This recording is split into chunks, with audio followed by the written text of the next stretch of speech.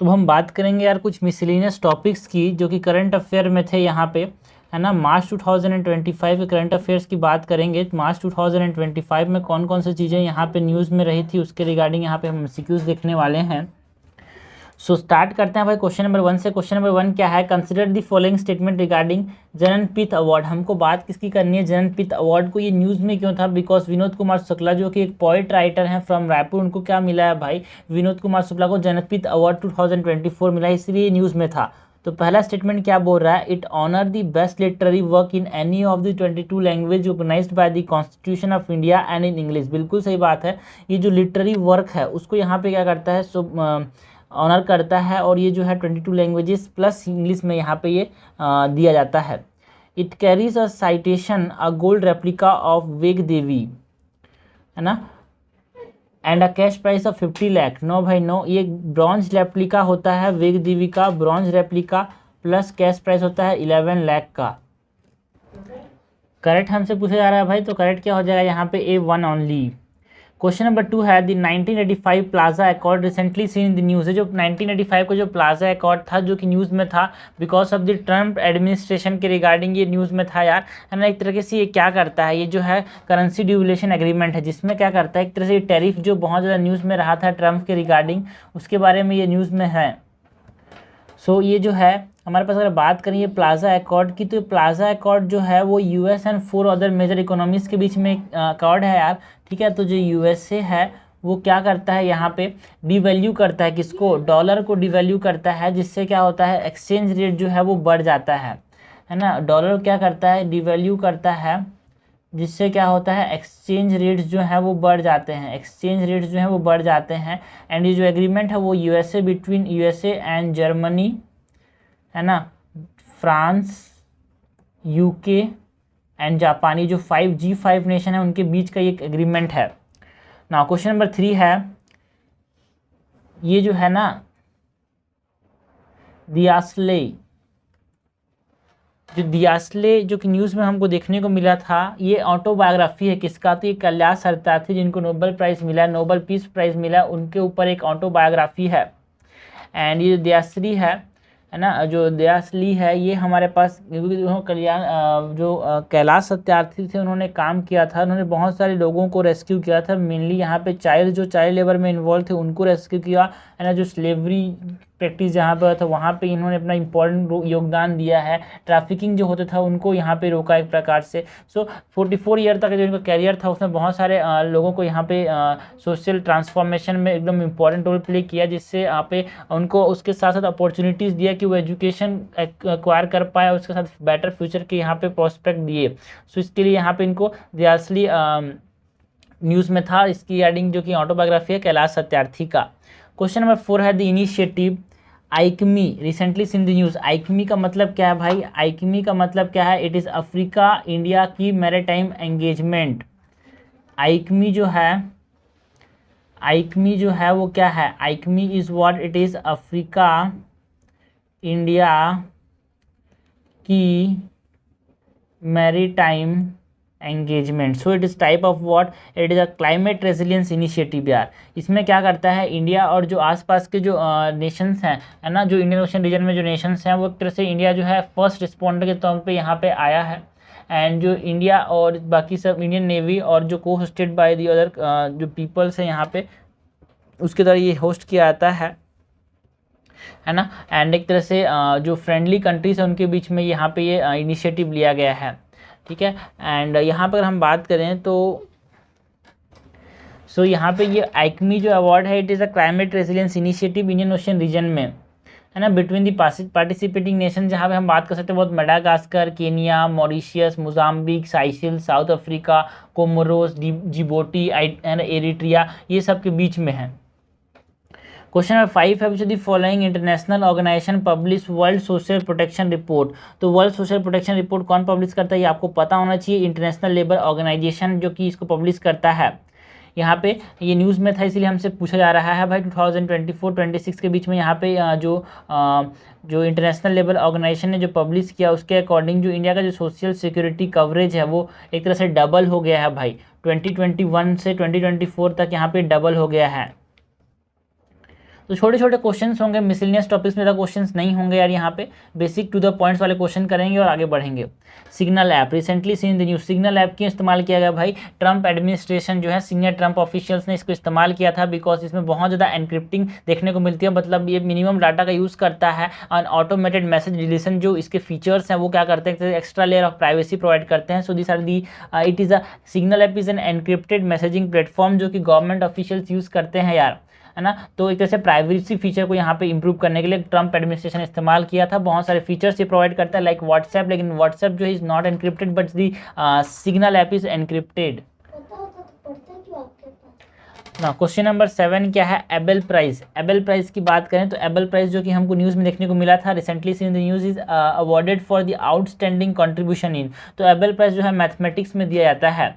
Recently यहाँ पे Japanese mathematician जो थे मसाकी काशीवारा को यहाँ पे ये मिला है Abel prize of the year, क्योंकि बिकॉज इन्होंने क्या किया, कुछ एल्जेब्रिक एनालिसिस यहाँ पे किया था, उसके वजह से इनको यहाँ पे मिला है ना। कुछ डी मॉड्यूल्स को डेवलप किया था एंड एक डिस्कवरी की थी क्रिस्टल बेस का, तो उसके वजह से यहाँ पे इनको क्या मिला है, ये एबेल प्राइज मिला है मैथमेटिक्स के अंदर। इसीलिए न्यूज़ में था, इसीलिए हमसे इसके बारे में पूछा जा सकता है। ओके, एंड ये जो एबेल प्राइज है वो एक लेजेंडरी मैथमेटिशियन जो है ना, नॉर्वेजियन मैथमेटिशियन जो थे, जो कि नॉर्वे के मैथमेटिशियन थे, नील हार्निक एबेल, उनके नाम पे यहाँ पे इसको कमेमोरेट किया जाता है। 2002 से ये देना चालू किया है भाई, ठीक है।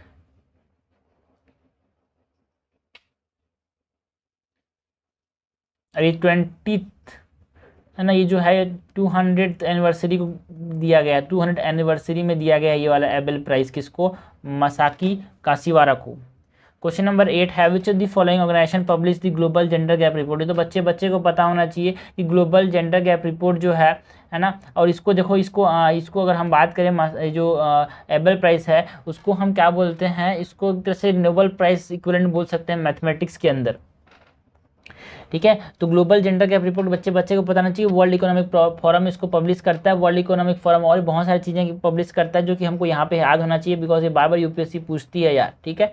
सो ग्लोबल जेंडर गैप रिपोर्ट की बात करें तो ग्लोबल जेंडर गैप रिपोर्ट में 4 की डायमेंशंस को यहाँ पे देखा जाता है, जिसमें पहला क्या है, इकोनॉमिक पार्टिसिपेशन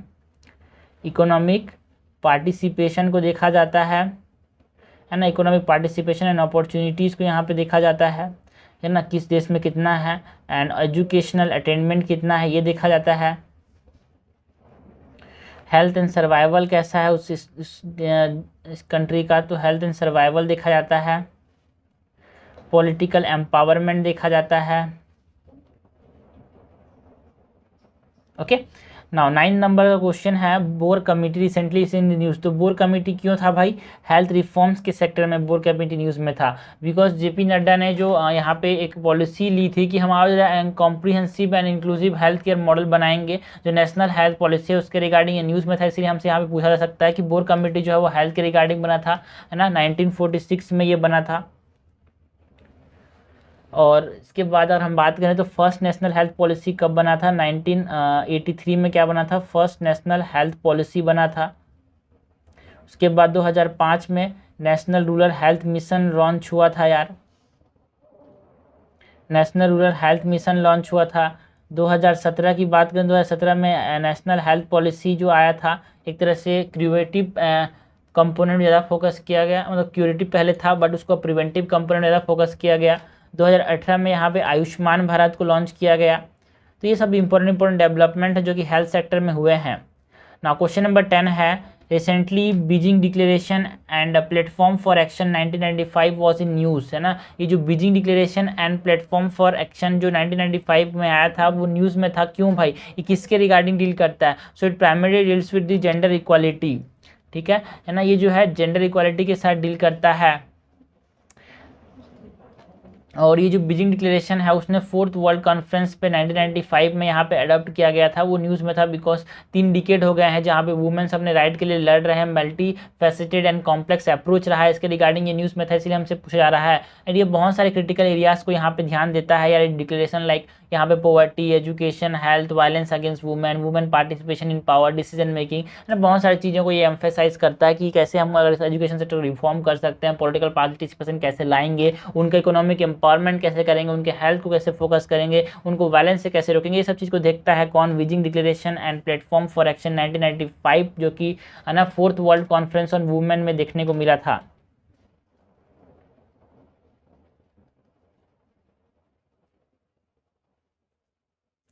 ना क्वेश्चन नंबर 11 है the MN Venkatachaliah commission. MN Venkatachaliah commission जो है 2000 में जो बनाया गया था वो न्यूज़ में था, है ना। इट इज़ रिलेटेड टू, तो न्यूज़ में क्यों था, बिकॉज जो वाइस प्रेसिडेंट है जगदीप धनखड़, है ना, उन्होंने एक मीटिंग को चेयर किया जो राज्यसभा में, जो कि डिस्कस करने वाला था जो सेमी बंडन आधे जले हुए जो नोट देखने को मिले वह यशवंत वर्मा के घर में, ठीक है, जो हाई कोर्ट के जज हैं, तो उसके रिगार्डिंग यहाँ पे ये न्यूज़ में था, इसीलिए हमसे यहाँ पे पूछा जा रहा है। So it is related to collegium system यार। कॉलेजियम सिस्टम का मतलब जजेस को कैसे अपॉइंट करेंगे, हायर जुडिशरी के अंदर कैसे ट्रांसफर करेंगे, उसके रिगार्डिंग कॉलेजियम सिस्टम हमेशा न्यूज़ में रहता है। सो एमएन वेंकटेचलिया कमीशन 2000 में बना था, वो किस लिए था, फॉर रिकमेंडिंग, 2001 किसने रिप्लेस करने की बात की कॉलेजियम सिस्टम को with national judicial appointment committee की, ठीक है, इसने कॉलेजियम सिस्टम को क्या करने की बात की थी, नेशनल जुडिशियल अपॉइंटमेंट कमेटी में बदलने की बात की थी। एंड वो तो 2014 में यह बिल डाउन आया था लेकिन उसको पास नहीं हो पाया यार, वो डाउन कर दिया गया था, अनकॉन्स्टिट्यूशनल बता दिया गया था सुप्रीम कोर्ट के द्वारा, बिकॉज वो क्या कर रहा है, जुडिशरी को यहाँ पे क्या कर रहा है, वायलेट कर रहा है, जुडिशरी के प्राइमेसी को यहाँ पे रोक रहा है। सो ये यहाँ पे it is dealing with judicial reforms यार, MN Venkatachaliah commission is dealing with judicial reforms. So 11 का आंसर क्या हो जाएगा, डी। आगे बढ़ते हैं, क्वेश्चन नंबर 12 देखते हैं। Mission 300 recently seen in the news. Mission 300 जो हमको न्यूज़ में देखने को मिला था, ये क्या है भाई, देखो वर्ल्ड बैंक ग्रुप ने अफ्रीकन डेवलपमेंट बैंक के साथ मिलके यहाँ पे 300 मिलियन पीपल जो अफ्रीका में रह रहे हैं उनको इलेक्ट्रिसिटी देने की बात की थी सब सहारा अफ्रीकन में, ठीक है, सब सहारा के आसपास वाले जो अफ्रीकन नेशन हैं वहाँ पे, तो उसके रिगार्डिंग ये न्यूज़ में था। कब तक, यहाँ पे 2030 तक ये इनको इलेक्ट्रिसिटी देने की बात करते थे। So it is what, it is an electrification initiative in the sub Sahara Africa. Okay, question number 13 है the Tarapore committee is associated with which of the following. Tarapore committee जो है वो किसके साथ एसोसिएटेड है यार, तारापुर कमिटी जो है वो एक तरह से जो 16th फाइनेंस कमीशन, न्यूज़ में इसलिए था बिकॉज जो 16th फाइनेंस कमीशन है जिसके चेयरमैन कौन है, अरविंद पानाग्री है ना, ये जो थे इन्होंने बोला कि India should not rush to the full capital account convertibility. ये जो तारापुर कमेटी है उसने बोला कि भाई हमको full account convertibility, full capital account convertibility को पाने के लिए कुछ प्री रिक्विजिट्स हैं, कुछ प्री कंडीशंस जो हमको इंडिया को पाने चाहिए तभी हम इसको कर सकते हैं, जिसमें फिजिकल कंसोलिडेशन की बात की, मॉनेटरी पॉलिसी ऑब्जेक्टिव्स की बात की, इंस्टीट्यूशनल स्ट्रेंथनिंग की बात की, है ना, बैंकिंग सेक्टर को रिफॉर्म करने की बात की थी, एडुकेसी फॉर रिजर्व, ये सब चीज़ इन्होंने बोला। तो तारापुर कमेटी जो है it is related to the capital account convertibility, ठीक है। क्वेश्चन नंबर 14 है हवाना सिंड्रोम। ये Havana syndrome suspected to cause by a directed sonic attacks was first reported in which of the following countries. तो पहले तो ये जो हवाना syndrome ये है क्या, एक तरह से अनएक्सप्लेन न्यूरोलॉजिकल सिम्टम्स है ना, सिंड्रोम्स है जो कि डिप्लोमेट्स, इंटेलिजेंस ऑफिसर्स को यहाँ पे फेस करना पड़ा था क्यूबा के अंदर, हवाना के अंदर। तो सबसे पहली बार ये कहाँ पे देखने को मिला था, क्यूबा में, है ना, हवाना कहाँ पे है, क्यूबा के अंदर। तो ये एक तरह से हाई वेव जो हाई फ्रीक्वेंसी सोनिक वेपन्स का इस्तेमाल करते हैं ना, उनको ज़्यादा देखने को मिलता है, जिसमें है ना जो नेवल डिफेंस जो इस्तेमाल करते हैं, जो राइट कंट्रोल के लिए इस्तेमाल करते हैं ये sonic high frequency sonic weapons का, तो उसके वजह से यहाँ पे देखने को मिलता है यार, ये जिसमें हेडेक हो सकता है, नोजिया हो सकता है, कॉग्निटिव इम्पेयरमेंट हो सकता है, डिजीनेस, आदमी को चक्कर लग सकता है। ये ना यूएसए के बाद यहाँ पे मतलब क्यूबा के बाद ये हमारे पास रसिया में भी, चाइना में भी देखने को मिला है। First reported by US diplomats जो कि हवाना में काम करते थे। तो यहाँ पे कुछ लोग यूनाइटेड स्टेट्स बोल देंगे, गलत बात है। ये हवाना में पहली मतलब क्यूबा में पहली बार देखने को मिला था। जो हवाना सिंड्रोम है, हवाना जो एक जगह है जो क्यूबा में है, जहाँ पे यूएस ऑफिसर्स काम कर रहे थे, वहाँ पे ये पहली बार देखने को मिला है। नाउ क्वेश्चन नंबर 15 क्या है, the report title from borrowers to builders women role in India's financial growth story recently seen the news is related to इस की न्यूज़ में था भाई, वो किसने रिलीज़ किया, नीति आयोग ने। तो ये जो नीति आयोग है इसने क्या किया, ये जो रिपोर्ट पब्लिश किया था वो किसरे रोल में था, it is regarding the role of women entrepreneur. ठीक है, इंडिया के जो इकोनॉमी है उसको चेंज करने में जो वुमेन एंटरप्रेन्योर का क्या क्या रोल रहा है ये हमको बताया गया कि कैसे धीरे धीरे हमारे पास जो वुमेन बोरोवर्स है उनका बढ़ना देखने को मिला। जो डेमोग्राफी है वुमेन का, एक तरह से जो बोरोवर जो वुमेन कर रहे हैं वो धीरे धीरे हमको बढ़ने, सेमी अर्बन रूरल एरिया से जो उनका बोरोइंग जो वुमेन्स है उनका जो डेमोग्राफी वो बढ़ते हुए देखा। जो 60% वुमेन जो क्रेडिट करते हैं वो कहाँ से हैं, semi urban and rural areas से हैं, ये हमको देखने को मिला इस नीति आयोग की रिपोर्ट में। और क्या बोला भाई, इस नीति आयोग की रिपोर्ट में ये भी बोला कि जो क्रेडिट सप्लाई है, मतलब जो वुमेन है वो बिजनेस लोन ले रहे हैं, वो गोल्ड लोन ले रहे हैं, वो बढ़ा है भाई समय के साथ। ऑल्सो जो वुमेन है बार बार उनका जो credit score, civil score check कर रहे हैं, एक प्रकार से वो उनको credit monitoring and awareness generate कर रहा है। तो ये हमारे पास बता रहा है, ये जो रिपोर्ट है द बोरोवर्स है ना, from borrowers to builders women role in India's financial growth story, ये नीति आयोग ने जो पब्लिश किया वो बता रहा है कि वुमेन का कैसे दिन प्रतिदिन फाइनेंशियल सेक्टर में उनका इंपॉर्टेंस बढ़ रहा है, इकोनॉमिक लैंडस्केप को चेंज करने में उनका रोल बढ़ रहा है। क्वेश्चन नंबर 16 है यार, विच of the following statement is correct, हमसे करेक्ट पूछा जा रहा है regarding Vantara initiative. Vantara initiative क्योंकि प्रधानमंत्री ने इसको इनाग्रेट किया था वनतारा को। वनतारा क्या है कि वाइल्ड लाइफ कंजर्वेशन है ना, एक रेस्क्यू एंड रिहेबिलिटेशन इनिशिएटिव है, कहाँ पे, जामनगर गुजरात के अंदर। ठीक है, so it's main objective is to prevent, no it's main objective is to okay, it's related to what, wildlife conservation and rehabilitation. यार इसने अराउंड 1.5 लाख एंडेंजर्ड एनिमल्स को एंड थ्रेटेंड एनिमल्स को यहाँ पे क्या किया, रेस्क्यू किया है भाई वनतारा इनिशिएटिव ने। क्वेश्चन नंबर 17 है, व्हाट इज रूलिया एलिगेंस। ये रूलिया एलिगेंस जो कि न्यूज़ में था वो है क्या, एक इन्वेजिव स्पीसीज है जो कि असम में हमको देखने को मिला है, जो कि नेटिव कहाँ का है यार, नेटिव कहाँ का है, ब्राज़ील का। एंड ब्राज़ील से इसको यहाँ पे इंडिया में लाया गया था बिकॉज इसके जो फूल है बहुत खूबसूरत होते हैं, रेड कलर के है ना, ट्रम्पेट शेप्ड फ्लावर्स होते हैं, उसके वजह से इसको यहाँ पे लाया गया। बट ये बहुत तेज़ी से ग्रो कर रहा है और वहाँ के लोकल फ्लोरा को यहाँ पे अफेक्ट कर रहा है ना। क्वेश्चन नंबर 18 है, with reference to golden passport programme, हमको बात किसकी करनी है, गोल्डन पासपोर्ट प्रोग्राम के बारे में। कंसिडर दी फॉलोइंग स्टेटमेंट, हमसे गोल्डन पासपोर्ट प्रोग्राम के बारे में करेक्ट पूछा जा रहा है। It enable individual to obtain citizenship in exchange of financial contribution to the country's economy. बिल्कुल, ये जो गोल्डन पासपोर्ट प्रोग्राम है वो न्यूज़ में क्यों रहा, बिकॉज जो रिसेंट जो मतलब जो चीफ थे, चीफ किसके, जो फॉर्मर चीफ थे IPL के ललित मोदी, उन्होंने इंडियन पासपोर्ट छोड़ दिया और एक्वायर्ड कर लिया वनाथू आइलैंड्स का यहाँ पे सिटीजनशिप। कैसे, गोल्डन पासपोर्ट प्रोग्राम से। मतलब जो वनाथू आइलैंड का जो प्रोग्राम है वो बोलता है कि आप हमारे यहाँ इन्वेस्ट करो, हम आपको इन्वेस्टमेंट बाय सिटीजनशिप, जिसे गोल्डन पासपोर्ट प्रोग्राम भी बोलते हैं, कि आप हमारे यहाँ फाइनेंशियल कंट्रीब्यूशन करो, हम तुरंत आपको 1 महीने के अंदर क्या दे देंगे, सिटीजनशिप दे देंगे, आपको नेचुरलाइजेशन की जरूरत नहीं है। नेचुरलाइजेशन में क्या होता है, वहां जाना पड़ता है, वहां सालों तक रहना पड़ता है, उसके बाद सिटीजनशिप मिलती है। बट ये जो कॉस्ट ऑफ सिटीजनशिप है जो कि यहाँ पे है अराउंड $1,35,000 से $1,55,000 डॉलर तक होता है, ये यहाँ पे इन्होंने दे दिया इसको। तो एक तरह से इसको और क्या बोलते हैं, सिटीजनशिप बाय इन्वेस्टमेंट बोलते हैं।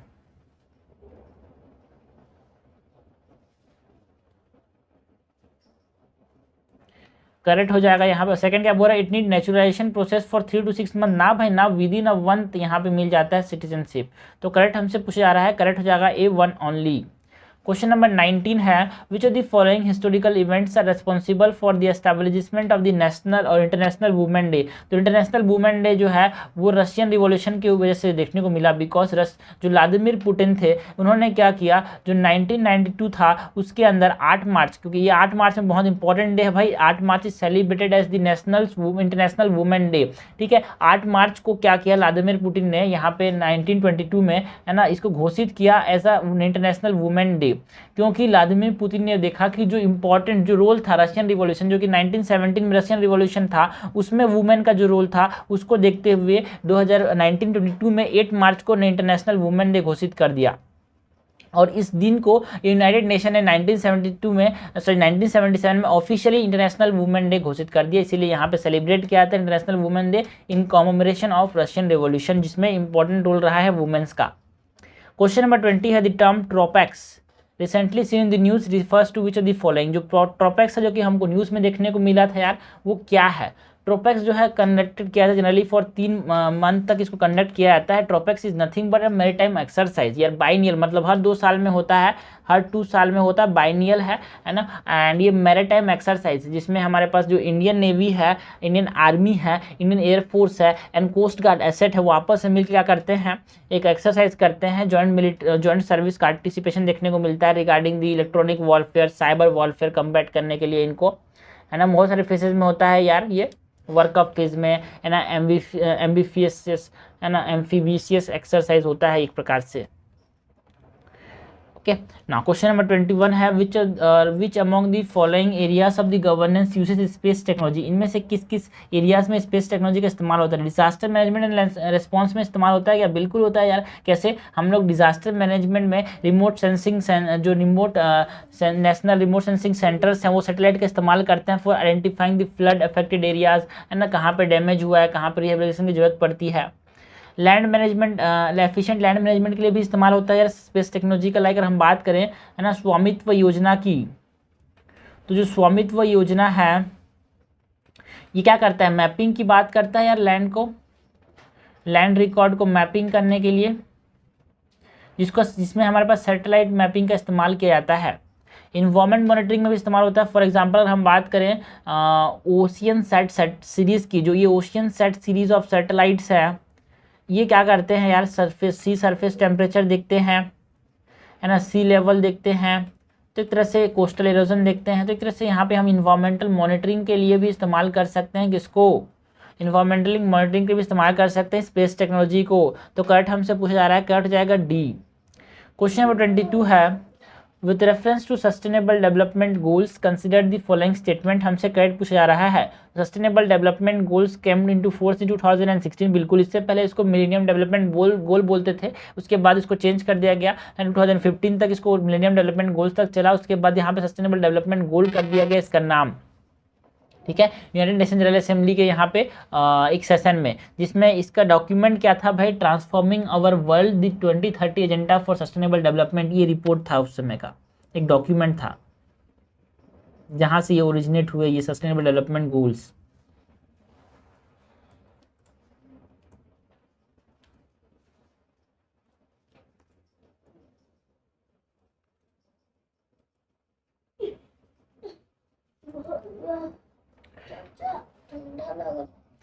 सो यहाँ पे ये जो सस्टेनेबल डेवलपमेंट गोल्स हैं, 17 सस्टेनेबल डेवलपमेंट गोल्स हैं भाई, जिसमें हमारे पास 6 गोल्स जो हैं, हमारे पास जो गोल नंबर 6 क्या बोल रहा है, the goal number 6 aim to achieve quality education. यार देखो ये जो है गलत बात है, जो गोल नंबर 6 है वो क्लीन वाटर एंड सैनिटेशन की बात करता है। गोल नंबर 6 जो है वो किसके बारे में बात करता है, क्लीन वाटर एंड सैनिटेशन की बात करता है। हमारे पास 6 गोल्स हैं, मतलब हमारे पास जो इंपॉर्टेंट गोल्स है उसकी बात करें तो 1 से लेकर 7 तक आपको याद होना चाहिए। पहला जो गोल है वो है नो पॉवर्टी, दूसरा जो गोल है वो है जीरो हंगर, तीसरा जो है वो है गुड हेल्थ, चौथा जो है वो है क्वालिटी एजुकेशन,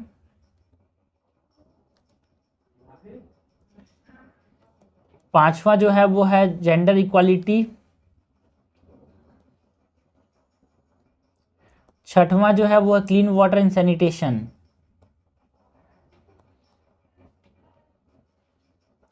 सातवां जो है वो है क्लीन एनर्जी, ये आपको पता होना चाहिए। और लाइफ बिलो वाटर जो है ये भी आना चाहिए। 14 नंबर का जो सस्टेनेबल डेवलपमेंट गोल है वो क्या है, लाइफ बिलो वाटर। तो हर सस्टेनेबल डेवलपमेंट गोल को लिख के दीवार में चिपका दो यार, ये बहुत इंपॉर्टेंट है, ये हमको याद होना चाहिए। एंड इसके साथ साथ हमारे पास क्लाइमेट एक्शन जो है वो 13 नंबर का गोल है। 13 नंबर का जो सस्टेनेबल डेवलपमेंट गोल है वो क्या है, क्लाइमेट एक्शन। तो करेक्ट हमसे पूछा जा रहा है, करेक्ट क्या हो जाएगा, A1 ओनली। क्वेश्चन नंबर 23 है which of the following was the primary purpose of Miller Urey hypothesis. तो मिलर यूरे हाइपोथेसिस ने क्या किया था भाई, ये नेचुरल प्रोसेस, इन्होंने देखो न्यूज़ में चीज़ें थी, न्यूज़ में था कि भाई जो ओरिजिन ऑफ लाइफ था लैंड में वो कैसे हुआ है। तो जो मिलर यूरे हाइपोथेसिस है उसने बोला कि भाई इलेक्ट्रिसिटी से हुआ है, जो बादल कड़के हैं इलेक्ट्रिसिटी से क्या हुआ, वाटर का मिक्सचर, गैस का मिक्सचर, आपस में ऑर्गेनिक कंपाउंड्स यहाँ पे कंबाइन किए और कुछ बेसिक जेनेटिक मटेरियल का फॉर्मेशन हुआ, ऐसा बोलता है Miller Urey hypothesis. But recent study ने क्या बोला कि देखो भाई ऐसा नहीं है कि इलेक्ट्रिसिटी आया होगा, ऐसा हो सकता सकता है कि कुछ वाटरफॉल्स जो थे, झरने आपस में टकराए होंगे, कुछ लहरें आपस में टकराई होंगी, उसके वजह से जो ऑर्गेनिक कंपाउंड्स हैं प्लस वाटर का जो मिक्सचर है प्लस गैस जो है आपस में मिलकर जेनेटिक मटेरियल बना होगा, और उसी से यहाँ पे ह्यूमन डेवलपमेंट, इंसान या फिर जो हो सकता है माइक्रो ऑर्गेनिज्म से फिर बाद में डेवलप होते होते ओरिजिन लाइफ का हुआ होगा। इसके रिगार्डिंग में मिलर-यूरे हाइपोथेसिस यहाँ पे प्राइमरी पर्पस था। बट यहाँ पे इसका प्राइमरी पर्पस क्या है? Demonstrate that organic compounds are necessary for life. बिल्कुल सही बात है। क्वेश्चन नंबर 24 है यार, कंसिडर द फॉलोइंग पेयर। कुछ कमिटीज दिए हुए हैं और वो किसके साथ रिलेटेड है ये हमको बताना है। क्वेश्चन नंबर 24 की बात करें तो ये न्यूज़ में था भाई, दिनेश गोस्वामी कमेटी जो है वो 1990 में बनाया गया था। दिनेश गोस्वामी कमेटी जो कि किसके बारे में था? It is on election reform. Political fundings की बात नहीं करता है ना, बिल्कुल पॉलिटिकल फंडिंग्स की बात करता ही करता है। इसके साथ साथ यहाँ पे वोटर आईडीज़ की यहाँ पे बात करता है, ये वोटर आईडीज़ की बात करता है, ट्रांसपेरेंट पॉलिटिकल फंडिंग्स की बात करता है। तो ये पहला स्टेटमेंट बिल्कुल सही हो जाएगा।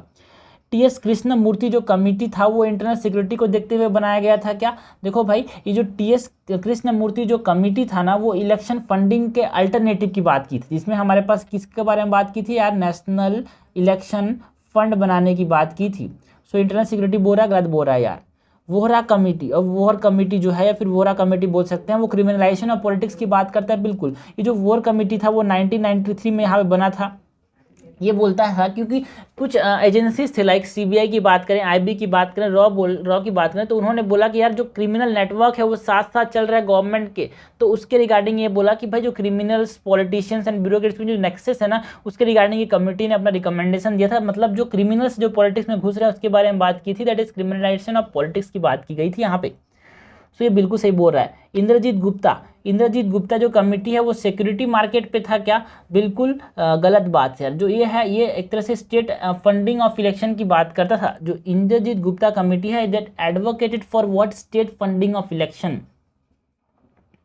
दिस इंद्रजीत गुप्ता कमिटीज, इन्होंने किसके बारे में बात की? State funding of election. So यहाँ पे हमसे करेक्ट पूछा जा रहा है, करेक्ट हो जाएगा 1 and 3, only 2 is correct. Question number 25 है, the world largest white hydrogen deposit is found in which of the following countries recently. देखो न्यूज़ में था कि जो व्हाइट हाइड्रोजन है वो कहाँ पे देखने को मिला अपने को? फ्रांस के अंदर। देखो भाई, व्हाइट हाइड्रोजन क्या है आप समझना पहले तो। जो क्रस्ट के नीचे जो हाइड्रोजन मिलता है, नेचुरली अकरिंग हाइड्रोजन जो कि अर्थ के क्रस्ट में है, उसको हम बोलते हैं व्हाइट हाइड्रोजन। बहुत तरीके का हाइड्रोजन जो कि हमसे पूछा जा सकता है। ग्रे हाइड्रोजन किसको बोलेंगे? तो जो मीथेन से जो हाइड्रोजन बनाते हैं उसको ग्रे हाइड्रोजन बोलते हैं। ग्रीन हाइड्रोजन किसको बोलते हैं? वाटर को तोड़ के हम जो हाइड्रोजन बनाते हैं उसको हम क्या बोलते हैं? ग्रीन हाइड्रोजन बोलते हैं। एक होता है ब्लू हाइड्रोजन, जो कि यहाँ पे हम बोल सकते हैं कार्बन डाइऑक्साइड कैप्चर करके बर्निंग ऑफ फॉसिल फ्यूल से जो हमको मिला है उसको हम क्या बोलते हैं? ग्रीन हाइड्रोजन, ब्लू हाइड्रोजन बोलते हैं। क्वेश्चन नंबर 26 यार, with reference to world happiness report 2025 में जो आया, मार्च से करंट अफेयर कर रहे हैं तो जो मार्च में जो न्यूज़ में रही थी वहाँ पे यहाँ पे हम देखने वाले हैं। तो यहाँ पे जो वर्ल्ड हैप्पीनेस रिपोर्ट 2025 में जो आया था वो किसने, है ना, उसने क्या क्या बताया? कंसिडर दी फॉलोइंग स्टेटमेंट, ये हमसे पूछा जा रहा है। तो Finland emerge as the happiest country followed by Denmark and Iceland. बिल्कुल सही बात है। इस रिपोर्ट ने, वर्ल्ड हैप्पीनेस रिपोर्ट 2025 का जो आया था उसने फिनलैंड को, यहाँ पे इसको पब्लिश कौन करता है? University of Oxford wellbeing research centre जो है वो इसको पब्लिश करता है। तो ये जो है ना, इसको पब्लिश किसने करता है, कौन करते हैं हमको पता होना चाहिए। It is university of Oxford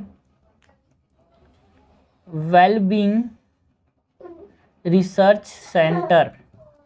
सो ये क्या बोल रहा है? फिनलैंड जो है वर्ल्ड हैप्पीएस्ट, मतलब हैप्पीएस्ट कंट्री यहाँ पे आया था। उसके बाद डेनमार्क, उसके बाद आइसलैंड। बिल्कुल सही बात है। India is ranked above Pakistan and Afghanistan in the report. ये जो रिपोर्ट है वर्ल्ड हैप्पीनेस रिपोर्ट, उसमें अफगानिस्तान ऊपर में है बोल रहा है इंडिया से? ना भाई, अफगानिस्तान नीचे है ना, सबसे लोएस्ट नीचे जो पोजीशन में है अफगानिस्तान। ठीक है, इंडिया का अगर रैंक की बात करें तो ये 118 में आता है, 147 में। पाकिस्तान के रैंक की बात करें तो ये 109 में आता है भाई, 147 में। तो पाकिस्तान इंडिया से ऊपर है हैप्पीनेस रिपोर्ट में, बट अफगानिस्तान नीचे है, इसीलिए सेकंड स्टेटमेंट इज गलत। करेक्ट हमसे पूछा जा रहा है, करेक्ट जाएगा A1 ओनली। क्वेश्चन नंबर 27 है the term Vikram 3201 Kalpana 3201 recently seen in the news. ये जो विक्रम 3201 है, कल्पना 3201 है, वो क्या है? न्यूज़ में इसलिए था बिकॉज जो इंडियन स्पेस रिसर्च इंस्टीट्यूट है, जो इसरो है, उसने कुछ सेमीकंडक्टर लेबोरेटरीज के अंदर मिल के दोनों ने, है ना, जो सेमीकंडक्टर लेबोरेटरी है चंडीगढ़ के अंदर और जो इसरो है उसने मिल के क्या बनाया, 32 बिट माइक्रो प्रोसेसर बनाया, दो बनाया, यहाँ पे दो 32 बिट माइक्रो प्रोसेसर्स बनाए हैं, जिनका नाम क्या है, Vikram 3201 and Kalpana 3201। So this are high speed microprocessors. इनका इस्तेमाल किस में करते हैं यार? इनका इस्तेमाल किया जाता है ना, एक तरह से हाई लेवल, इनके हाई लेवल लैंग्वेज कैपेबिलिटीज़ हैं, एक तरह से ये सपोर्ट करते हैं फ्लोटिंग पॉइंट कंप्यूटेशन को, जो विक्रम 3201 है वो, एंड जो कल्पना 3201 है वो एक तरह से ओपन सोर्स सॉफ्टवेयर ऑन, है ना, टूल सेट है, जो कि वर्सेटाइल वेरियस एप्लीकेशन को यहाँ पे क्या करता है, वर्सेटाइल यूज़ प्रोवाइड करता है। क्वेश्चन नंबर 28 है जस्टिस बीपी जीवन रेड्डी कमेटी। हमको बीपी जीवन रेड्डी कमेटी जो कि न्यूज़ में था उसके बारे में कुछ पूछा जा रहा है, ये किस इश्यूज़ के साथ एसोसिएटेड है ये हमसे पूछा जा रहा है। तो भाई देखो, जस्टिस जीवन रेड्डी कमेटी है जो मणिपुर के अंदर, है ना, जो अभी तो मणिपुर के अंदर जो रॉयट्स हुए थे उसके रिगार्ड ये न्यूज़ में रहता था यार। तो देखो ये जो है ये रिफॉर्म करने की बात करता है, जो arm forces special police special power act है आसपा जो है उसको यहाँ पे रिफॉर्म करने की बात करता है, क्योंकि देखो ये जो आसपा है ना वो यूनियन होम मिनिस्ट्री के अंदर आता है, याद रखना, ये जो आसपा है वो यूनियन होम मिनिस्ट्री के अंदर आता है। एंड ये जो है इसके बारे में बात करें तो कौन कौन से स्टेट को कवर करता है, तो 4 स्टेट को कवर करता है यार, मणिपुर, नागालैंड, अरुणाचल प्रदेश एंड असम, ये 4 स्टेट को कवर करता है। उसमें लॉ एंड ऑर्डर का डिस्टर्बेंस अगर हो रहा है तो उसको यहाँ पे ये देखता है, ओके। डिफरेंट मेंबर्स के बीच में, डिफरेंट रिलीजियस के बीच में, डिफरेंट रेसेस के बीच में, डिफरेंट कास्ट के बीच में, तो उसको यहाँ पे ये मेंटेन करने की बात करता है। ये ह्यूमन राइट वायलेशन के रिगार्डिंग जो हमारे पास एक्स्ट्रा जुडिशियल किलिंग, टॉर्चर्स, ये सब चीज़ जो थी इस एरिया में, उसके रिगार्डिंग यहाँ पे इसको हाईलाइट करता है जस्टिस जीवन Reddy committee and UN agencies जो हैं। क्वेश्चन नंबर 29 है गुरुपद स्वामी कमेटी। गुरुपद स्वामी कमेटी जो है वो किसके साथ एसोसिएटेड है यार? Gurupada Swamy committee is associated with prevention of child labour. बिल्कुल, गुरुपद स्वामी कमेटी जो कि 1979 में यहाँ पे बनाया गया था, वो बोलता है कि पॉवर्टी जो है बहुत बड़ा बैरियर है, हम चाइल्ड लेबर को जो एलिमिनेट नहीं कर पा रहे हैं वो। एंड ये जो बोलता है कि कौन कौन से मेजर्स ले सकते हैं उसके बारे में बात करता है, मल्टीपल पॉलिसी अप्रोच लेने की बात करता है। गुरुपद स्वामी कमेटी जो है it is talking about the prevention of child labour. बहुत इंपॉर्टेंट है। क्वेश्चन नंबर 30 जो है बहुत ज़्यादा यहाँ पे न्यूज़ में रहा था, ऑपरेशन ब्रह्मा, जो कि रिसेंटली इंडिया ने लॉन्च किया था, कि जो म्यांमार में यहाँ पे जो अर्थक्विक्स आए थे, म्यांमार में जो ह्यूमैनिटेरियन असिस्टेंस के लिए जो अर्थक्विक आए थे 7.7 का, उसके रिगार्डिंग यहाँ पे इसने लॉन्च किया था, किसने? इंडिया ने, ब्रह्मा, ऑपरेशन ब्रह्मा, वहाँ से लोगों को यहाँ पे रेस्क्यू करने की बात की थी। ठीक है, सो अब हमारे पास एक चीज़ पूछा सकती है भाई, ऑपरेशन मैत्री जो है वो किसने, इंडिया ने लॉन्च किया था? बिल्कुल, कब लॉन्च किया? 2015 में। किस लिए लॉन्च किया था भाई? नेपाल में जो अर्थक्वेक आए थे। उसके बाद ऑपरेशन दोस्त, ऑपरेशन दोस्त जो है वो इंडिया ने लॉन्च किया था 2023 में। क्यों लॉन्च किया था भाई? अर्थक्वेक्स आए थे कहाँ पे? टर्की और सीरिया के अंदर। उसके बाद ऑपरेशन सद्भाव, ऑपरेशन सद्भाव जो है वो इंडिया ने लॉन्च किया 2024 में, है ना। जो टाइफून्स आए थे, मतलब जो साइक्लोन्स एक प्रकार से बोल सकते हैं, टाइफून्स जो आए थे म्यांमार में, लाओस एंड वियतनाम में, वहाँ से लोगों को रेस्क्यू करने के लिए। नाउ लास्ट क्वेश्चन की बात करते हैं। क्वेश्चन नंबर 31 है with reference to national gene bank. हमको बात करनी है नेशनल जीन बैंक की। कंसिडर द फॉलोइंग स्टेटमेंट, हमसे करेक्ट पूछा जा रहा है। It is manage by the Indian council of medical research. No, it is maintain by whom? It is manage by the Indian council of agriculture research यार। Second है it preserve only cultivated crops varieties. No, ये cultivated के साथ साथ अगर हम बात करें, है ना, ये कल्टिवेटेड के साथ साथ और भी बहुत सारी वेराइटीज़ हैं जिसमें जेनेटिक मटेरियल ऑफ प्लांट्स आता है, एनिमल्स आता है, माइक्रोब्स आता है, उनको भी कल्टिवेट करता है। Plants plus animals plus microbes को यहाँ पे प्रिजर्व करने की बात करता है। It employ cryogenic and long term seed storage technologies. बिल्कुल, यहाँ पे cryogenic and long term seed storage facilities देते हैं। तो करेक्ट हमसे पूछा रहा है, करेक्ट जाएगा B3 ओनली। तो ये हमने क्वेश्चंस देखे यार, मिसलेनियस क्वेश्चन जो कि इस मार्च मंथ में यहाँ पे न्यूज़ में रहे हैं, जो कि हमसे पूछा जा सकता है ना। सो इससे हमारे पास पूरा मार्च का जो है वो हमारे पास करंट अफेयर कवर होता है।